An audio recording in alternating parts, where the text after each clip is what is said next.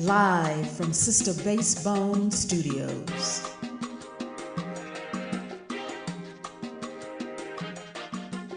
Holistic Alchemy is a healing company providing conversations, consultations, coaching, and other services to promote positive, liberating, and sustainable self-care practices.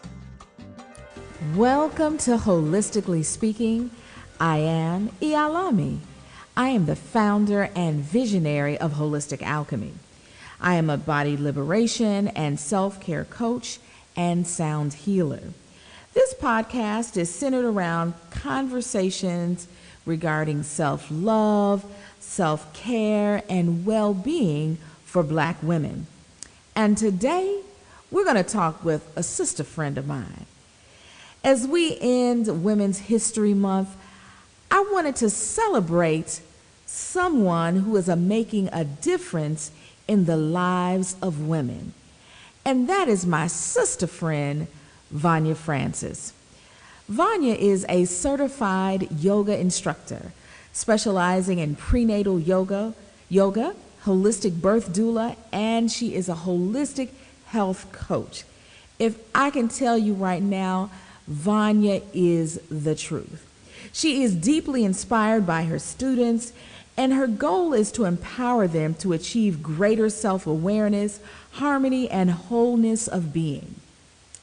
She received a 200-hour yoga teacher certification, and she holds a 200-hour certification in Kemetic yoga, as well as multiple prenatal, postnatal, and yoga certifications. She even writes curricula. And she is on a mission to help women live healthy, inspired, joy-filled lives. Vanya has taught prenatal classes and workshops throughout Atlanta for 10 plus years and currently serves as the yoga and meditation professor at Spelman College. And she has also helped deliver several babies as a doula. Vanya received her holistic health coach training from the Institute for Integrative Nutrition. So did I. And we share a lot in common. We are both committed to the well-being and the care of women. She is the owner of Cherished Life, which is a boutique yoga and wellness company offering a variety of classes and services designed for personal growth and transformation. So today, we're going to talk to her about her journey to self-care and to loving and being herself and helping other women and just being the light that she is. So Vanya, welcome to Holistically Speaking. Well, thank you. That was quite an introduction. Thank you. It is all of you. It is all of you. And I am so happy that you are joining me. If any of you know Vanya, you will know that she truly is a light and she is passionate about her work and helping other women. So Vanya, I just want you to tell a little bit about yourself and how you came through this journey of holistic wellness and well-being and care for women. Yes, well, my journey started many, many years ago, but I would say it really started in high school for me as a senior in high school, and I can remember having a conversation with my mother at that time, and I was going through a lot of changes. I had been growing my hair out naturally for a few years, and I'd been wearing braids, and finally by my senior year in high school, I decided that I wanted to wear natural styles because my best friend at the time had been natural all her life. But I also had just a genuine desire to feel better in my body, and I talked with my mother about that, and she told me all the things that we know to do, really. I mean, very simple things, but simple doesn't always mean easy. So she told me that I should drink more water, I should incorporate more whole foods, more fruits and vegetables. I should reduce the amount of refined foods I was consuming and eliminate sugar if at all possible. And then just establish a regular workout routine. And so, and I don't think it was much more than that, but at the time I was really ready to receive that information. And so I took it head on and really just committed to changing some of my eating habits and some of my lifestyle habits. And with that, I lost a pretty significant amount of weight for a senior in high school. And but that really sparked my wellness journey. I think that set me on a path that has that I've followed up until this point in my life. And I can honestly say that was 20 years ago at this point. So I've seen many different phases along that journey, but yeah, I think it definitely started there, and I don't think I fully embraced my love and my passion for health and wellness until I was grown and had worked a corporate job, and that didn't quite work out, and then I turned back to the things that I found when I was, 17 years old or so. Right, right. So you turned back to what you knew that worked for you, right? Yes. Yeah. Yes, absolutely. Yeah. And sometimes it's interesting. You said your mom, shared that with you, and sometimes it takes those kinds of conversations. One conversation that can make a difference for someone to think differently about the way in which they approach their health and wellness. And yeah, so that's powerful right there, because mothers have such a great influence on us. I mean, no matter what age we are, if it's 18, if it's 48, if it's 58. I mean, I can say that it does make a difference. The impression and the advice and the information that our mothers pass on to us. So you said that you got in corporate wellness, and after you left corporate wellness, you found this passion. You got into yoga, right? So what does yoga do for you, and just talk about that. Let's talk about that. What does yoga do for you? Yeah, so yoga for me is a tool for self-mastery, self-acceptance, and self-love. So I entered the practice from a physical perspective, as most of us do, just dealing with the poses and curious about that and being able to put my body in different shapes. And then once I got into classes, I just realized that it really afforded me the opportunity to just be present in my body. Yes. Whereas, we live in a society that glorifies multitasking and just doing and really doing a lot, right? But rarely being. So yoga afforded me the opportunity to simply be.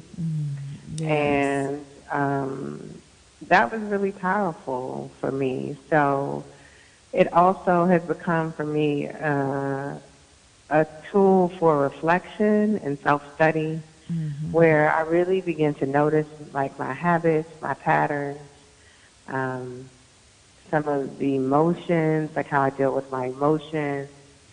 It's helped me to regulate my mental well-being, and it truly informs my living. So yoga for me is a way of life. It's not just a physical practice, and it also informs the way I engage with other people.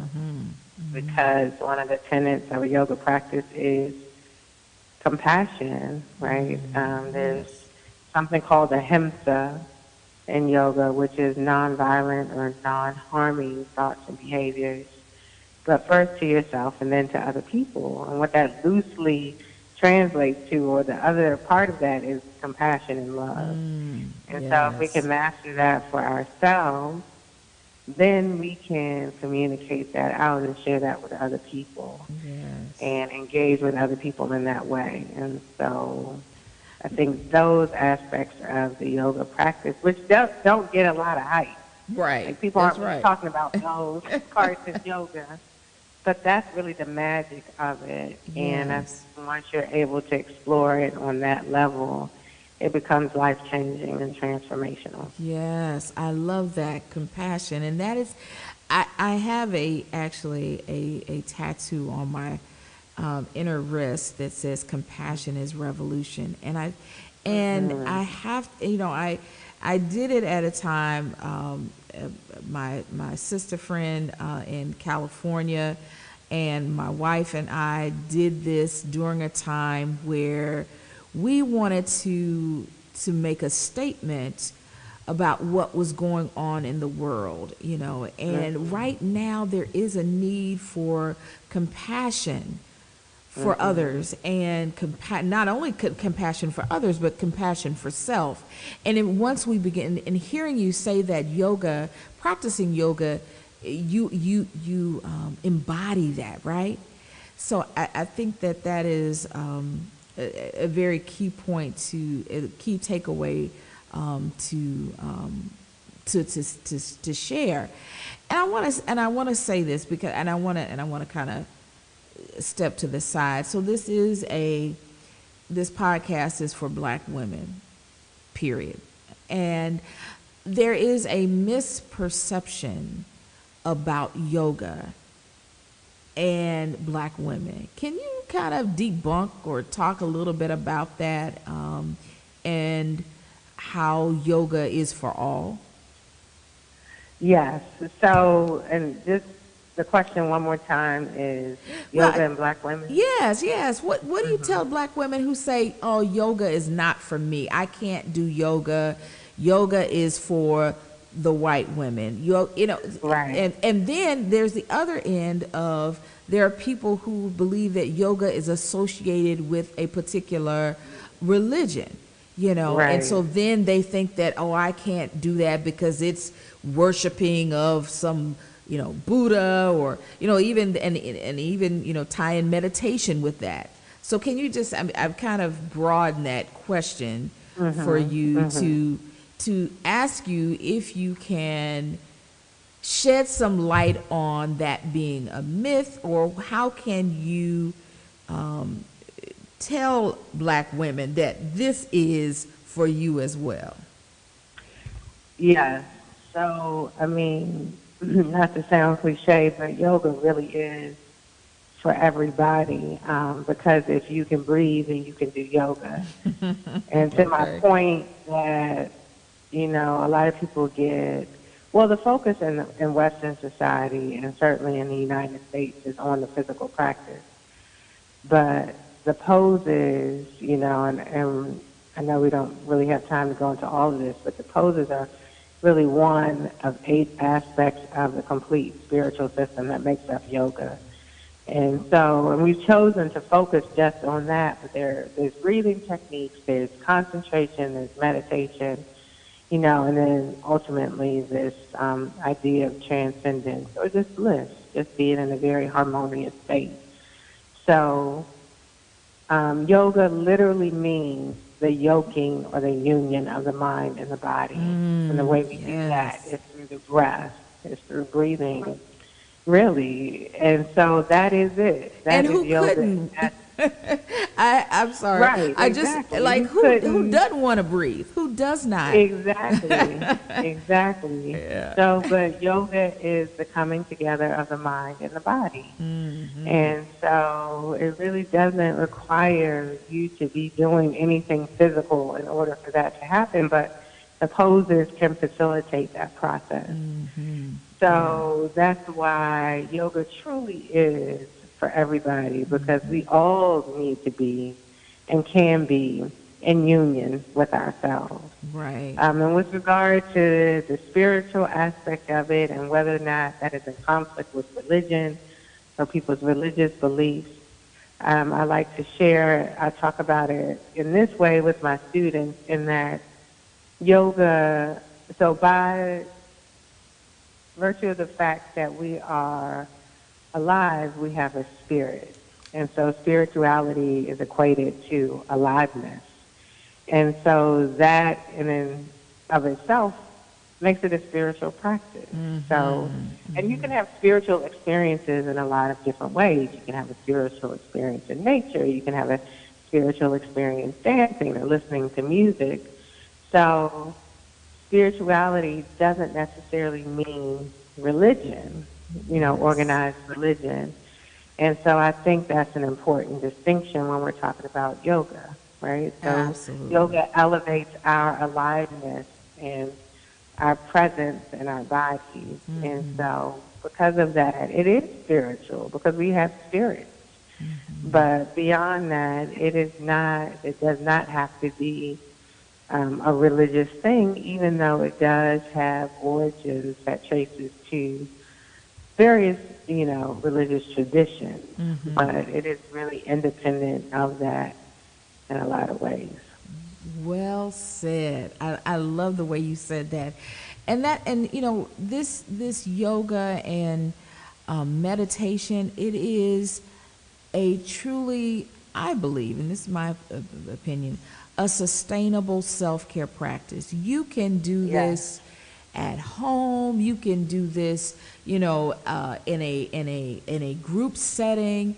It is a practice that is long lasting because either way, I mean, and when people think that you're doing yoga, it has to be in front of an instructor. I have been to a yoga class and she taught us techniques, and I'm sure that you probably do as well, Vanya, that you can do on your own, that you can do by yourself. Therefore, it becomes sustainable, and the first thing that I say when people want to engage in this is just learn how to breathe. Just taking time to pause and learn how to breathe and focus on your breath, and it is for all. You see that there's so, we have Jessamine Stanley, who is a large body yoga sister who is making, a statement, and there are people who are saying, yes, this is yoga for all.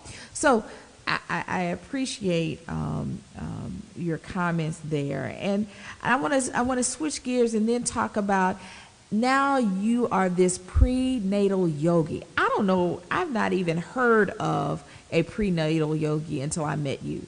So talk to me about yoga and being this, I'm going to say, pre-expectant yoga mom guru.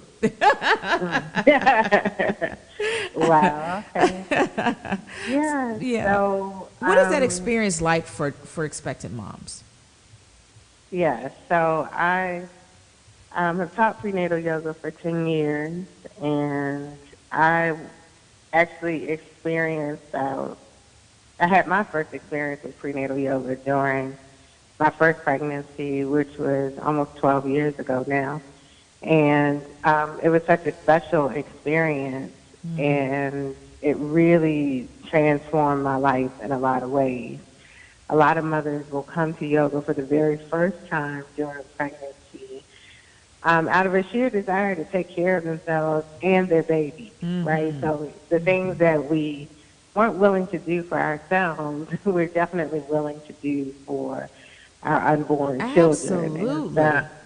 And so, there's this hyper focus, if you will, on self-care and well-being during that time for a lot of women. And, but it's the time, I think, in a woman's life when she's most receptive spiritually, and she's very intuitive and in tune with her femininity.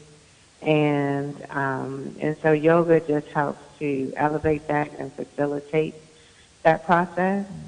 And so for me, prenatal yoga is a way for women to prepare their minds, bodies, and spirits for the journey ahead. So meaning birth and then motherhood. Yes. And I always say that if women can begin something like a yoga practice where they are taking care of themselves and making, self-care a priority, during pregnancy, the likelihood of them continuing that practice post-pregnancy is increased. So I really like to set a tone for, really just prioritizing well-being in my classes, and also getting them to really focus on the importance of being present, because you can't think your way through birth. Thinking actually becomes a hindrance. So being able to get out of your head and into your body and drop into what is otherwise known as a meditative state, because birth is in many ways an out-of-body experience. Absolutely. When you're in active labor. And so you need to find a way to connect to yourself.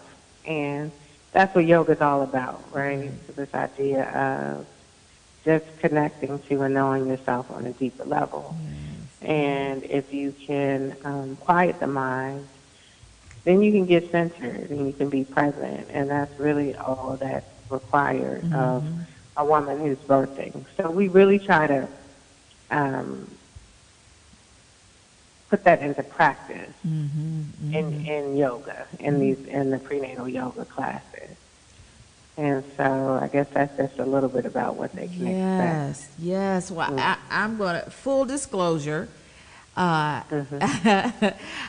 would say that I'm going to say that I am grateful for what you are doing for my daughter, Brittany, who is 25 weeks pregnant. And she is loving your yoga. You're doing this virtually. See, that in itself shows your commitment and compassion for women who are expecting. I mean, Brittany lives in Ohio, and she was committed. She took a yoga class there. And it was something about what you did that first yoga class, Vanya, that spoke to her spirit. That she says, I want to do that again. And then when she found out that the yoga classes were not going to be held it was a break during the time that her first session to the next session. And she says, I would like to do yoga with Miss Vanya. So, that says a lot. And I get check-ins from Brittany, and she lets me know how she's doing and how she's stretching and how she's feeling good and she's feeling grounded.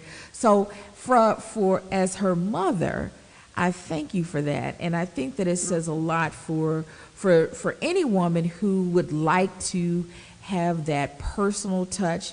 Vanya is willing to reach out virtually or in person to do one-on-ones or even join her in her class. And I think I mentioned that she's here in the Atlanta area. So that's an option as well. So thank you for that. So thank you. My pleasure. So I want to also talk about you have this Cherished Life boutique. And within the realm of Cherished Life, we have the yoga, the prenatal yoga, and then we have these teas. Oh my gosh, these Cherished Life teas. I need for you to just share about what these teas are and how they, that's a part of self-care too, what you put in your body, right? And so talk a little bit about that for me. Yes, absolutely. So I have probably been known for always having some wellness product of sorts for as long as I can remember. And that's a good thing. It is. And so Cherished teas are something that I developed during my second pregnancy with my son, who's now about 2.5. And they actually were developed out of necessity. Necessity is the mother of invention. So I couldn't take prenatal vitamins during my pregnancy with him. They just did not agree with me, and I tried all different brands and flavors, or just different types. And none of them agreed with me. So at the recommendation of my midwife, I started gathering and steeping herbs. And there's a combination of herbs that is known to support a healthy pregnancy, and so that's the basis of these teas. But after doing that for some time, I decided, wouldn't it be nice if there was just a ready-made drink available where I didn't have to gather and steep and strain and sweeten and, do all these things to support my well-being. And so I set out on this mission to create something that would be convenient but also healthy. And that's always been my mission with regard to health and wellness, to make wellness accessible to everybody. Yes. And not just, the select few who seem to have like a natural affinity for it. Mm-hmm. And so Cherished teas are what I like to think are a revolutionary wellness beverage that are really designed for women, but it's good for the whole family. So my 2-year-old drinks it, my 11-year-old drinks it, and their father drinks it. And it's an herbal organic iced tea. Mm-hmm. And it includes 6 herbs in it, 6 organic herbs. It is flavored with dried fruit, so it has elderberries, blueberries, raspberries, and black currants in it, along with hibiscus, and it's lightly sweetened with beet sugar. And so I like to say that beet sugar, and I went through a lot trying to determine how to sweeten these because I didn't want to pump anybody, but certainly pregnant women, full of sugar or unnatural sweeteners. Mm-hmm. So beet sugar is 99% sucrose, which for anybody that has a sugar sensitivity, they can enjoy these as well, or diabetes.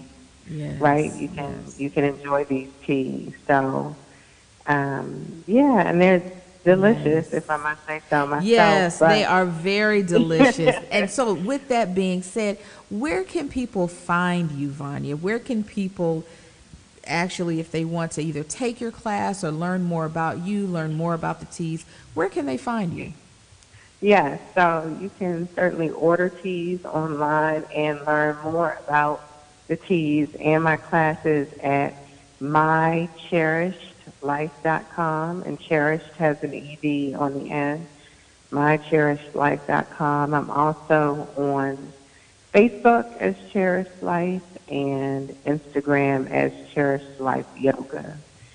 So you can find me any of those places on the web. Wonderful. Well, that is awesome. So I am, again, so grateful, Vanya, that you are sharing your light, sharing your love and passion for health and wellness for women. And it is my hope that this podcast will be a source for women to get in contact with you and to find out more how they can find out more about prenatal yoga or even purchasing your teas. So thank you so much for joining me on Holistically Speaking. So I for those of you who, do you have any final comments at all? Do I have Yes. any final Do you have any? No, I thank you for having me. This has been a pleasure, and and I appreciate all the work that you're doing with Holistic Alchemy. Thank you. And thank you. Good, great, thank you. So to all of you, I invite you to share this podcast and subscribe to my YouTube channel, Holistic Alchemy, and share the love with a sister friend, sister cuz, mother, daughter, aunt, niece. Pass along this podcast, and I hope you return again as we talk all things holistically speaking, well-being, self-care, and self-love for Black women.